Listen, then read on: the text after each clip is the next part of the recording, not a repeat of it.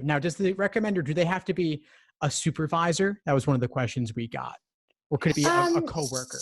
It can be a colleague. It's someone that knows you well, and someone that can speak to your character and speak, to your ability to think critically, your ability to work as a team,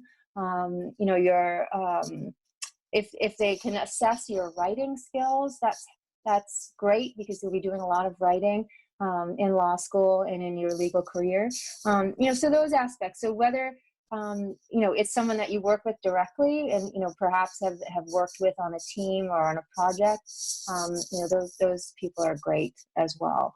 I know that when we were reading letters of recommendation, we weren't necessarily worried about the title. A funny story is, so we had an applicant who's one of their recommenders was Vice President Joe Biden. And it was cool. That was, oh, that's cool letterhead. And that's great.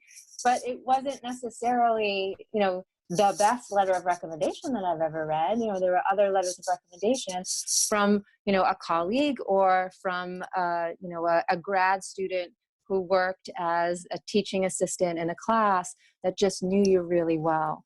And so again, it's not necessarily the title, or the head of a department that needs to write that letter. It's just someone that knows you well and can speak to your abilities and your character. Thanks for tuning into the show. Please subscribe if you haven't done so already to be notified of new episodes as I release them.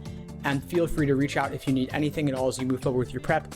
I'm happy to help however I can. In the meantime, I'll wish you all the best and take care.